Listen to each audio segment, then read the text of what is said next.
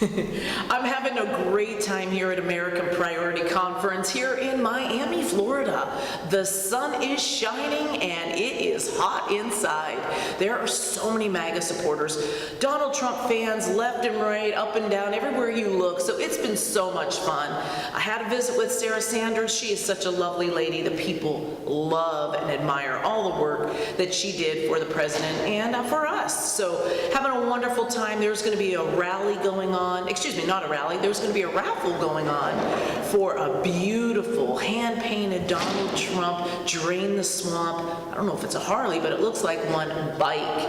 And all the proceeds are going to St. Jude's. And that's such a wonderful organization. And I learned about that through Eric Trump. So just wanted to say, hey, we are having fun, and stay tuned for all the wonderful interviews that will be coming out of this great event.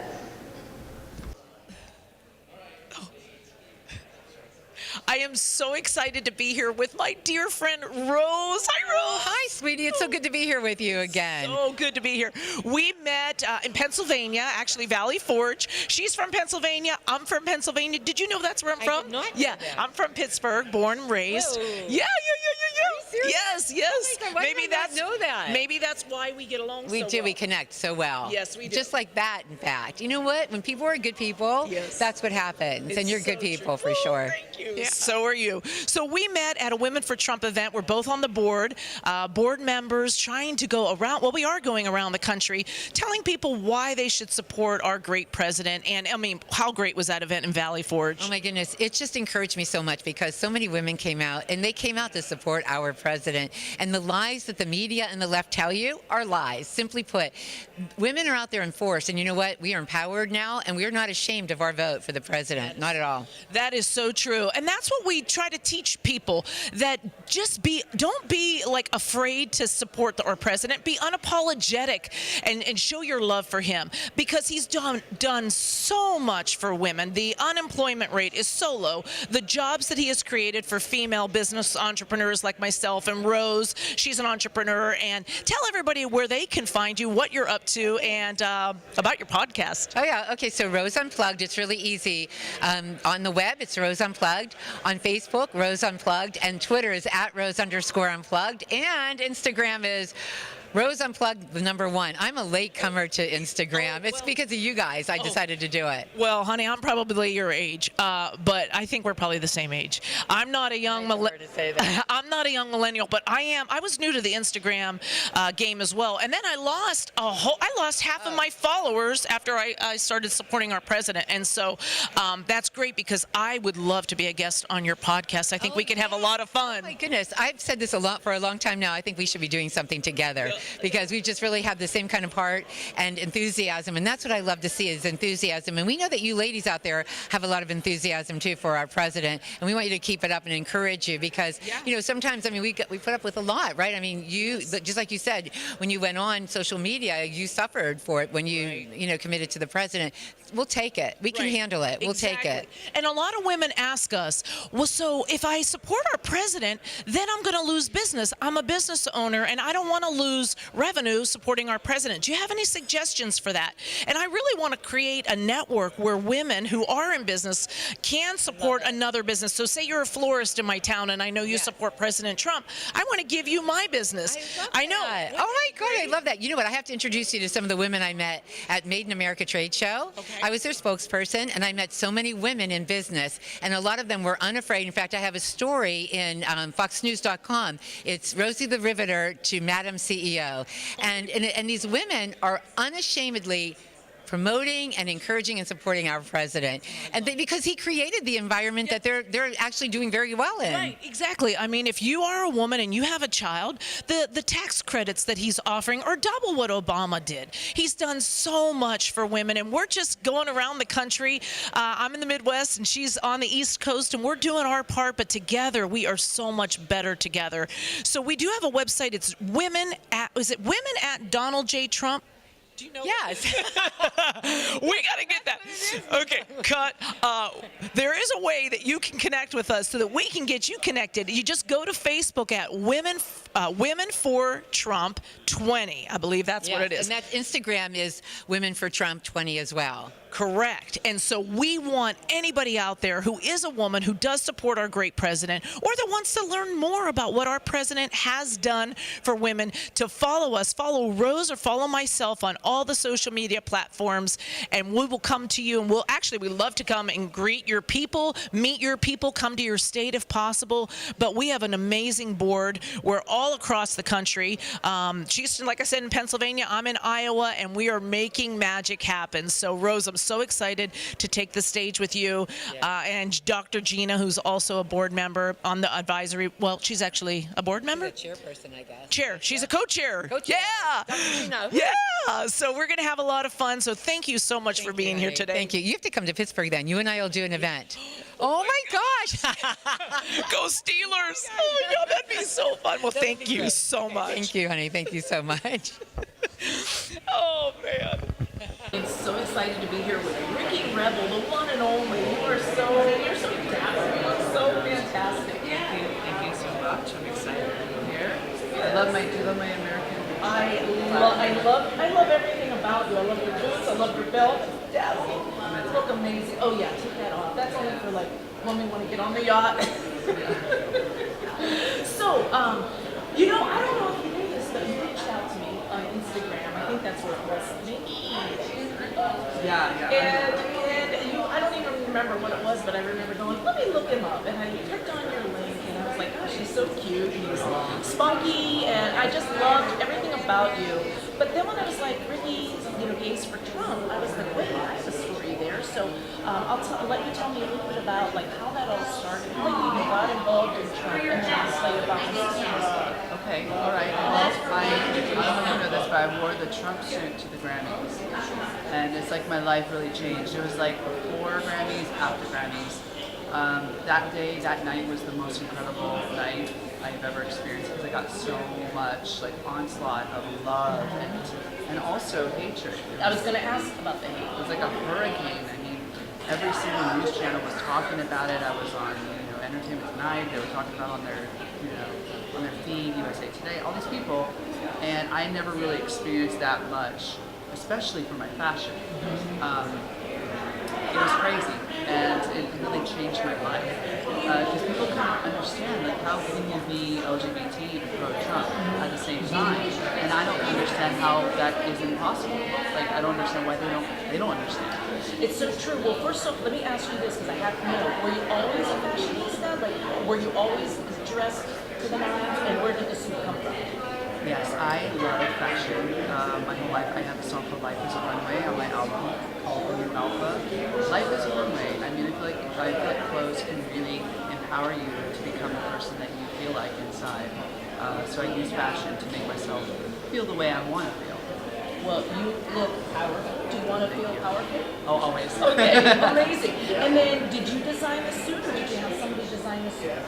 Yes, the Trump suit was designed by Andre Soriano. Oh, I know him. Do you love it? Yes. I love him. And he also did the Joy Willis. Yes, the MAGA dress. That was so amazing. Right, so he did that iconic look, and then so I went to talk to him and said, hey, I want to go to the Grammys, I want to cause a stir. And at first we were going to do something very, avant-garde, theatrical, it was like Gaga related. And I said, you know what, I love Trump, you love Trump, let's just do this. He was like, let's do it. And it was classy. I remember it. It wasn't like over the top and crazy and distasteful. It was actually classy. And so Right.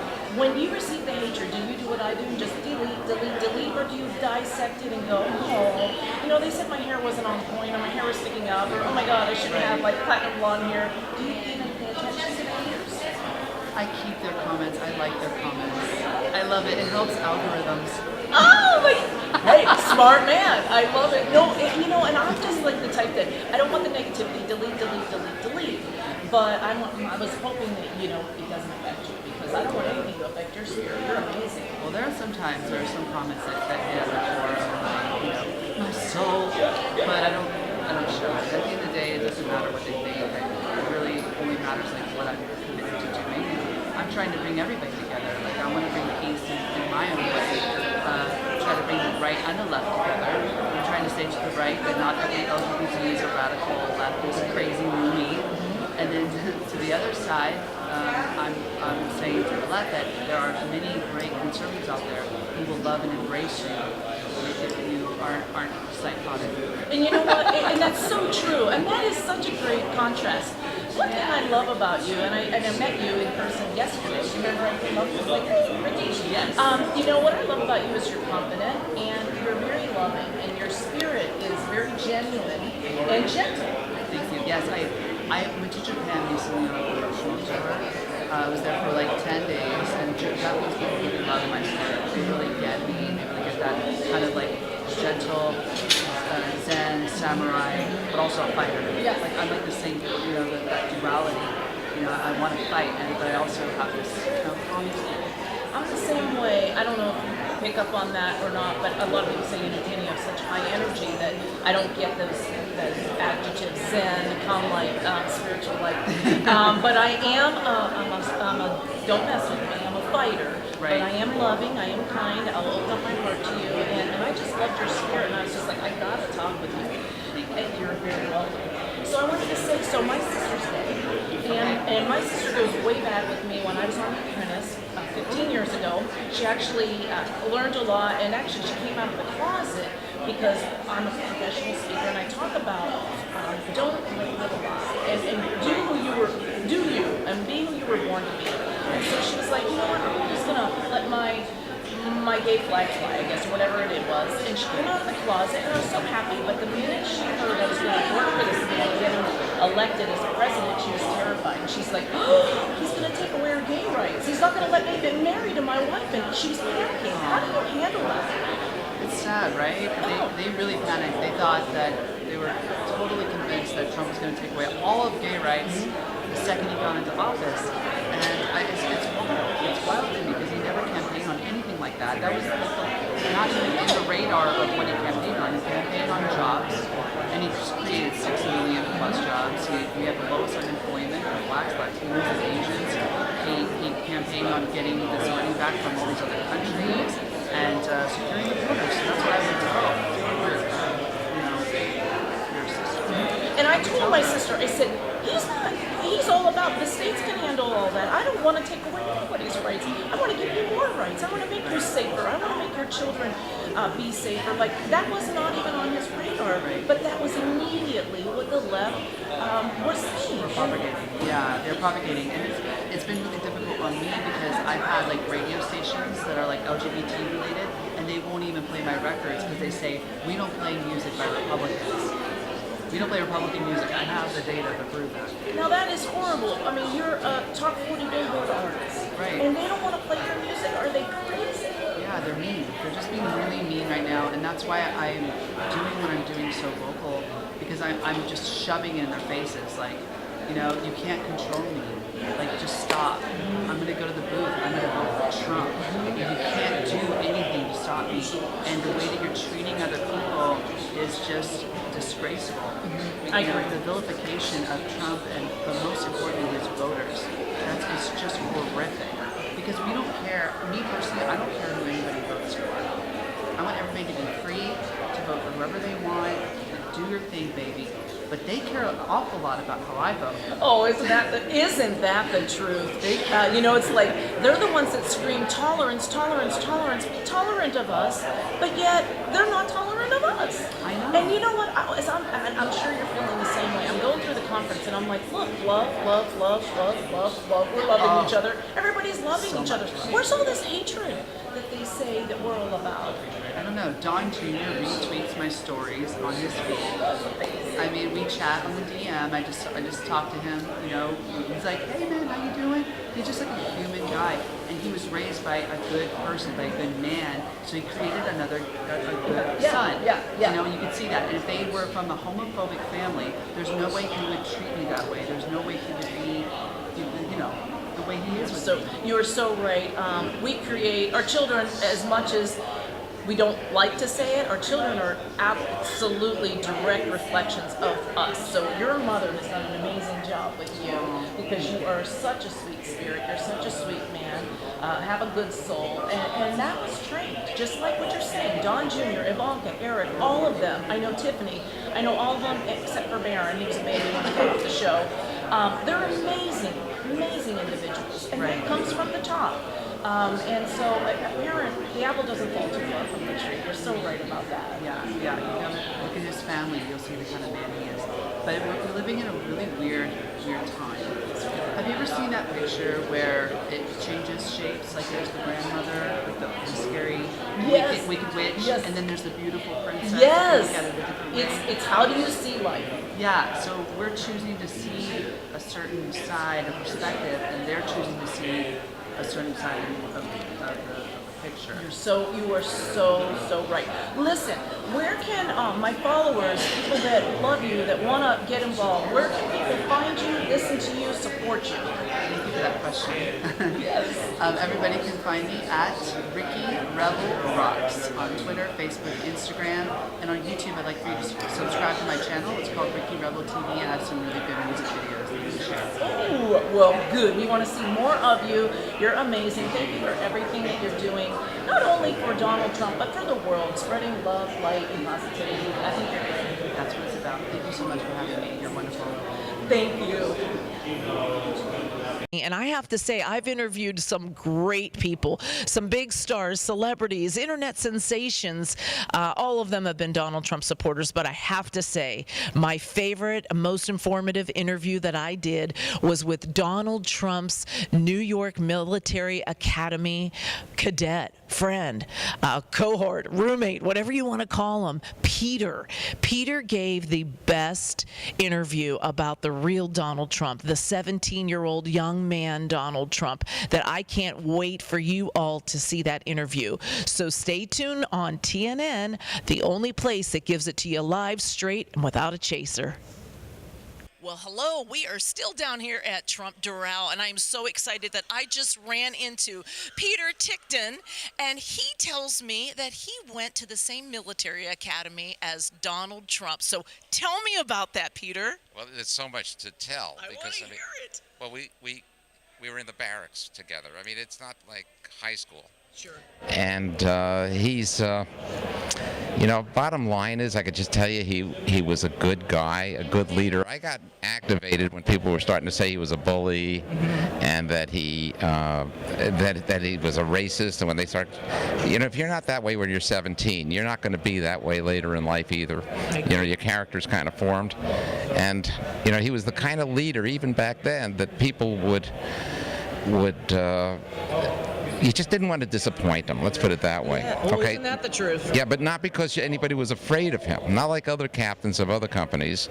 He had his own style and his own way, and people liked him so much. In fact, we had 99 guys in my class. We had no girls. Okay. Okay. He was. That's probably a good thing, right? Well, he was elected ladies' man, but it's kind of like we just wanted to give him something because he didn't get the most popular, but he really was fairly popular because he's just a good guy. And oh God, there's so much I could tell you, from the honor code to even the double Windsor knot that he continues to tie, because we really changed in that school. Well, I was saying, a lot of people don't understand this, that Donald Trump, now President Trump, his level of excellence is something that is bar none. And you're telling me here at 17 in a military academy, he had that same leadership style. He had that same level of excellence, and that's who he is. And so I am sure that there's so many things just from, he was probably very neat. He, as you said, he dressed well. We were all neat. If we weren't neat, yeah. And that was my responsibility, to make sure that the company was all ready to pass inspection. Every Saturday we had a white glove inspection. Every day we had inspections. But the thing is that he came into, we call it NEMA, NYMA, New York Military Academy. And he came into NEMA as a kind of like a wiseacre, if you want to call him that, okay? And he learned very quickly that, you got to learn to color between the lines. And that's one of the things that I'd like to speak about, is the fact as to how it is that someone like, not just Mueller, because he was just an old fool, but the people working for him that had such a passion and such hatred for Donald Trump were looking for anything. They were looking for him spitting on the sidewalk. Right. They weren't just looking for Chewing gum and throwing it up. anything they could find. They weren't just looking for collusion with Russia. They were looking for any crime. That's what they had their insurance policy about. They knew they would find crime because they have that mentality. And so, the fact of the matter is that, this is a guy who not only learned to color between the lines, he learned to build skyscrapers between the lines. Right. And he just doesn't break the law, because if Mueller and all those people, they didn't look at him with a magnifying glass, they looked at him with a microscope. And they still look at him with a microscope. They found nothing. Who could pass that test? How many friends do you have that could be looked at in that way with that kind of an investigation? 1.5 million documents, all of the depositions they took, looking anywhere and everywhere for any crime whatsoever, and they found nothing? It's amazing, because that's who Donald Trump is. And that is what I'm so excited that you're sharing, because you're so right. How many 17, 18-year-old, 19-year-old boys, young men, have a squeaky clean record that when you do peel it all back and you do put it under the microscope, you don't find dirt, and they can't. And they can't stand the fact that they can't find anything on this man. I know this man. I've known him for 15 years, and he's the nicest, the kindest, the sweetest-hearted man. He'd do anything for me or one of my family members or you or anybody that he knows. Yeah, well, I've known him for 55 years now. Yeah, that's when we graduated, so I knew it before. When I was a little bit of a nerdy guy on the soccer team, and we'd take the bus to go wherever in my junior year, it wasn't like jocks didn't talk to nerds. Yes. This guy was, I can still picture his smiling face, because that's the way he was, and that's the way he still is. Yeah. It's just, it is amazing, and I love that we ran into each other. I love the story, because we got to get the story out, that this is the Donald Trump that we know, we love, and we respect. And I'm sure in the military academy there was ranks, and so was there different ranks? Oh, yeah. Yeah, he made me, he took a chance with me, because I got busted 3 times in my junior year. And Did so, you? yeah. Doing what? Oh, God. Food fight, that kind of thing. Okay, nothing horrible. Yeah, nothing terrible. No. But still, he took a chance, and he gave me a chance to be a platoon sergeant, and I lasted. That's amazing. Yeah, and it was the first platoon of the company, but it was the first platoon of the first company of the Corps You of ran cadets. his first company. I did. He literally ran his first company. I did. Well, you know what? Donald Trump took... Company A. Company A. Yes. Donald Trump took a chance on me, too. A mother, an entrepreneur, a working woman who wanted to go on a television show, The Apprentice, 15 years ago. He took a chance on me. Him and Mark Burnett cast me. And look at where I'm at today, working for the President of the United States. And I couldn't be happier to say that Donald Trump is a friend, a man that I admire and love. But look what he's doing. It's not, he's not just occupying the office. Right. He's working. He's making it happen. He's fixing so many things that are broken. It's just unbelievable. It is unbelievable what he's doing. He is not a man of just words. He is a man of action. He's like he said, I'm sick and tired of these politicians, all talk, no action. That is not Donald Trump in the Oval Office. And I want to clarify something else, since we're being taped here. Yes. Donald Trump, if you look at the pictures of him from New York Military Academy, he has these little gold stars on his collar. Oh, okay. Okay. Now, when we were there, when he and I were admitted, we had to take an IQ test to get in. Okay. 1 out of 7 were admitted. So right there, he's among very bright guys to begin with. And that means that he's an A student. Oh, my word. Nobody knows this. Yeah, well, that's the way it is. He was an honor cadet. That meant he was an A student, sometimes B+, sometimes A. But the fact of the matter is he would have been probably, I can't imagine he wasn't in the top 10 in his class, because he and I were competing for things. Yeah, so.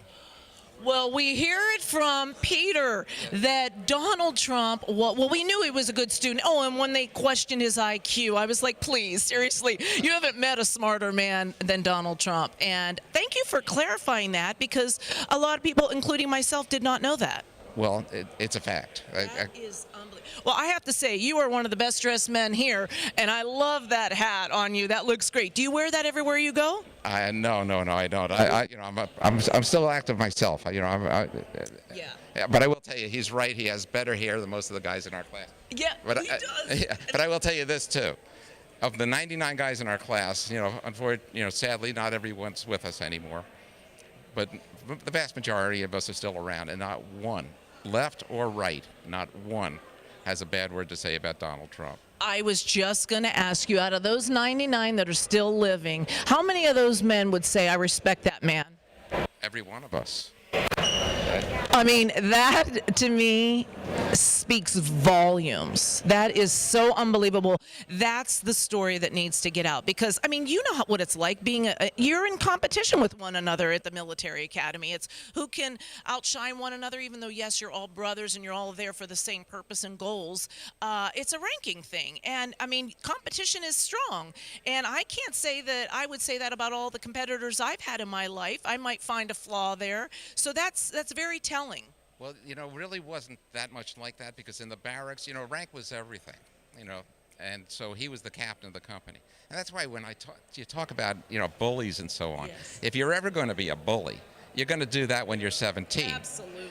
And when you're a captain and you're bigger than the other guys in your section, you're going to be a bully. There were other captains that when boys were in formation, they'd actually go up to them and knee them in bad places, that kinds of thing. Donald never, ever, ever did anything like that. It's not that he didn't do it much. He never, not once, never. And I know, because I lived with him for that senior year. Unbelievable. Well, we have heard it here. I mean, this is so telling. You can't probably find one person in this entire conference that has a closer relationship to President Trump than what Peter has just told us. So we are hearing it first. I thank you so much for your time. You've been such a gift. It's my pleasure, truly. Yeah. Anything I can do for Donald Trump, I would do. Well, I tell you what, we're going to take a picture and I'm going to tweet it at him right now, and he'll be like, Peter! So thank you so much. God bless you, and thank you for all that you're doing. My pleasure, truly. Okay. Okay, awesome. Hey, we are down here at the Trump Doral in Miami, Florida. I'm so excited to be here as a featured speaker at this wonderful fest, American Priority Conference, and I am here with Teresita from Cuba. Hi, how are you today? Hi, it's nice to be here. I'm so excited. And I was born in Cuba, but I'm an American since I was 1.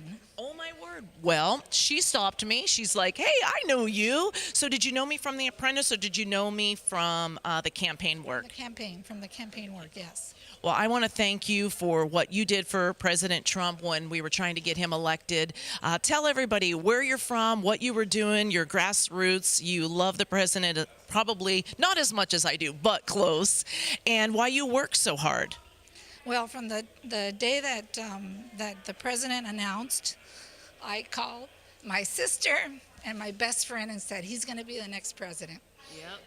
It's unbelievable, because we all knew that. And if you love him, you believed in him, but so many people didn't. And you were getting emotional when you were just saying that. What is that? Well, I've followed Donald Trump for a long time. I watched The Apprentice. Every time he fired somebody, it was the person that I had on the list to get fired. But you didn't have me on the list, right? Because I didn't get fired. No, you didn't get fired. But it's been a long time that we needed somebody that knew about business. I have to say that I voted for Ross Perot, because from that time, I knew that we needed somebody with business sense to run the government. So when he announced just his speech, I knew that he was going to win and that he was going to do great things for our country. And look at what he has done for our country. This is a man who gets up every single day. He puts on his suit and his Trump tie, and he fights for us. And he takes the crap. I'm just going to say it. He takes crap for every single one of us. The First Family takes so much harassment.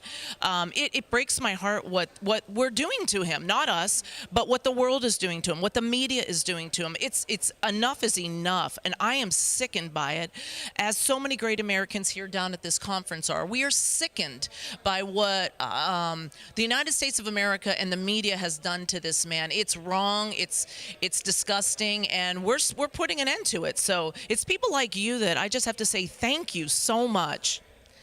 You're welcome, but I do it out of my heart. Like I said, I was born in Cuba, the year of the revolution, and we left, we left with just the bags, like if we were leaving on a trip, and we left in 1960, and they left what the left now in this country is trying to do to our country. So we left socialism, we left communism, and when I see the media in this country, what they do the same thing that the media in communist Cuba did. And is doing. And how did President Obama treat the Cubans? Well, at first he thought that he was going to get the Cuban vote, but I have to say anybody that came in the 60s, the 70s, and the 80s, we are very much Republicans, and we don't vote the way they try and put us in a box that Hispanics have to vote a certain way. Well, we're not like that. So we believe in freedom, and he knows that the majority of Cubans vote Republican. So he doesn't like us very much, but I don't really care. And nor do I. And you know what? Most of the people that do support our president, we are tough. We have a backbone, and we are standing up, and we are supporting this great man and his wonderful family, and we are saying thank you. So I can't thank you enough for being here today. I hope you enjoy the rest of the conference. This is going to be great. I'm up speaking in a couple of hours, so I need to go get all those details. But God bless you, and thank you for everything you're doing. Well, Trump 2020. Exactly. Bye for now. Well, I am here with Chandler from Atlanta, Georgia. He is 15 years old, Trump supporter. Tell me, what are you doing here? I'm here to represent my generation. I'm here to represent Generation Z because I know there's not going to be that many Generation Zers here, but I know that we are here and we are involved in the political movement. And what can a Generation Z person do because you're not able to vote? What are you guys doing to help make sure that we can get our president, our amazing president, reelected? Well, actually, a lot of us are of the age to vote. It's not everyone, but a great percentage of us are able to vote, and we're slowly becoming we're going to become the greatest majority of generation voting by like 2020 something, I believe. And so a lot of us already can vote, and so one of the biggest things we can do to get him reelected is to vote. But another thing we can do is to go to where voting Generation Zers are and millennials are and really convince them, because when you have youth speaking to youth, it's a lot more receptive than when you have 30, 40, 50-year-olds speaking to 20-year-olds about why you should vote red. Think about that. Dinosaurs like me.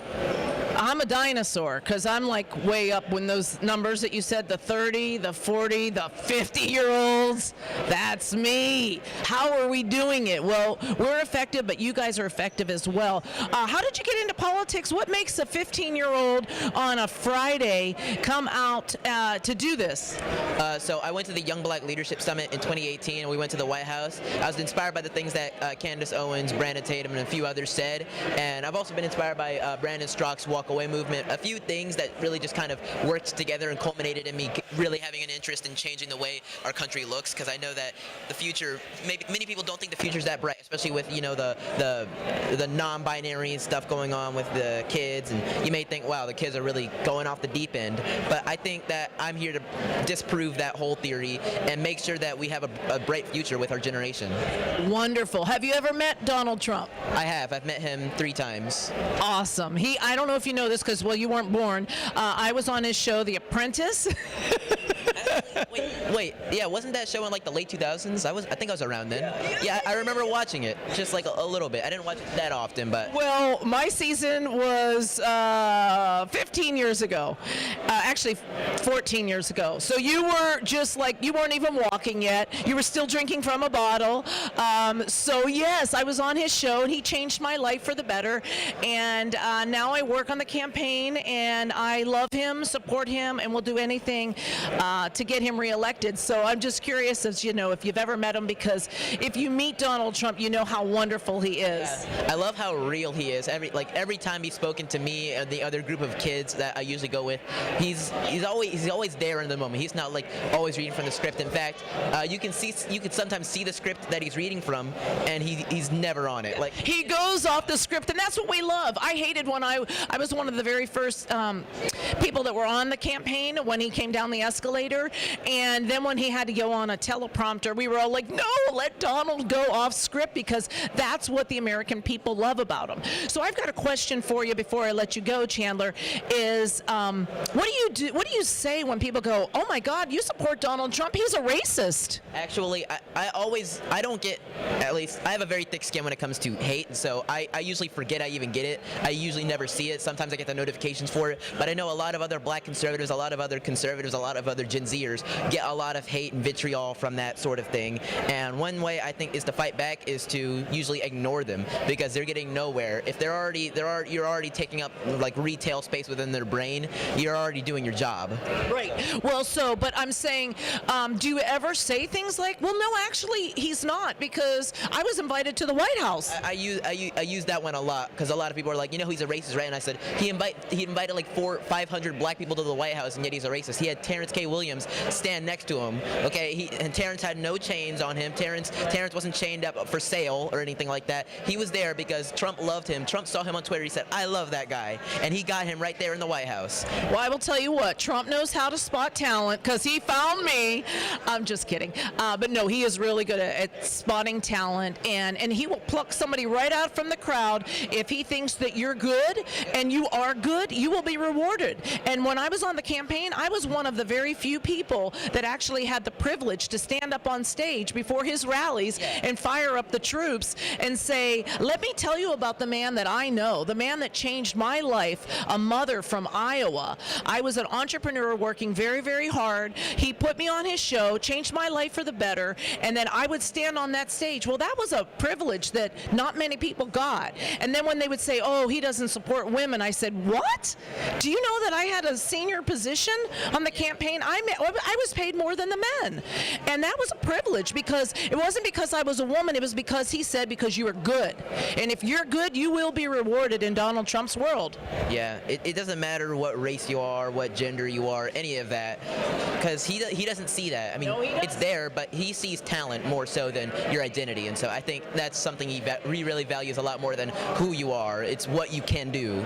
Well, I have to say, you are right. You got it. And I'm so honored that I know somebody like you, 15 years old, that is here on a Friday. How many young kids can we say are here on a Friday educating themselves, stimulating their brains? Most kids are doing things that they shouldn't be doing on a Friday, cutting school, drinking alcohol, doing drugs. Who knows what they're doing? But you are here stimulating your brain, and I'm honored to meet you. So thank you for your time, and thanks for being on TNN today. Thank you so much for having me. If you guys want to follow me on Twitter, check me out at RealCCrump. On Instagram, I'm at Chandler.Crump. And also be sure to subscribe to my YouTube channel. All right, way to plug it. I love it. All right, talk to you later. Way to go. Well, I'm excited to be here with David Shestokis. David and I met, oh gosh, was it about a year ago? About a year and a half or so, early 18. Okay, early 18. He called me up and interviewed me for a book that a friend of mine, Shane Bouvet, was going to be writing, or actually Dave is writing it, Shane's story.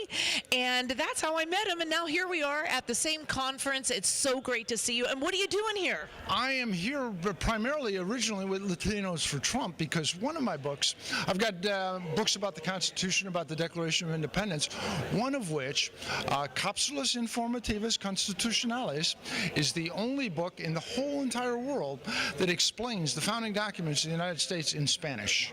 Interesting. Now, where did you get this idea, or was it just an opportunity, and being a businessman, you went, I can do that? No, it was an idea, because I've studied some Spanish. I did some studying in Costa Rica and Cuba and whatnot. And so I read fairly well, and I've got the interest in the Constitution. And so I was looking to see what was available in Spanish. And one of the first things I ran across was a Wikipedia article called Padres Fundadores, the Founding Fathers. But the first sentence of the story in Spanish in Wikipedia said the Constitution of 1787 sanctioned the system of slavery. And I went, oh my goodness, there are 400 million Spanish speakers in the world. And the very first line of one of the more popular websites to explain these things says that the Constitution of 1787 was in support of slavery. And I went, what a disaster. And you're like, I'm going to do something about this. That's exactly right. I did. I'm going to do something about about this. And there's a college professor, Dr. Berta Arias, who herself was a Cuban immigrant, that was a friend of ours, and actually I'd gone to Cuba with her on an educational visa. And I called Dr. Arias and I said, am I wrong? Is there nothing out there? And Dr. Arias called me back in a couple of days and she said, you're right, Dave, there is literally nothing to explain this to the 400 million people around the world who speak Spanish. We are so misrepresented in that language, let alone our 36 million Americans who are more comfortable in Spanish than English. Wow, that's unbelievable. We'll talk about a wonderful opportunity for you to actually teach people, educate people, and an opportunity for people to get their hands on your book. Your writing, I'm sure, is great. I haven't read the book yet that I'm going to be in. I'm anxious to see how that all plays out because, as you know, I told you the story of how Shane ended up getting the money. I mean, Shane Bouvet was a gentleman that the campaign called me and asked me, what is his story? And he was a young man who brought his father to the rallies and told me that his father had cancer, and I appreciated that he was a young man that was doing the right thing and bringing his dad to these rallies and volunteering, and anybody who helped me get the president elected was a friend of mine. And so when the campaign said, is he the real deal? And I said, he's a wonderful guy.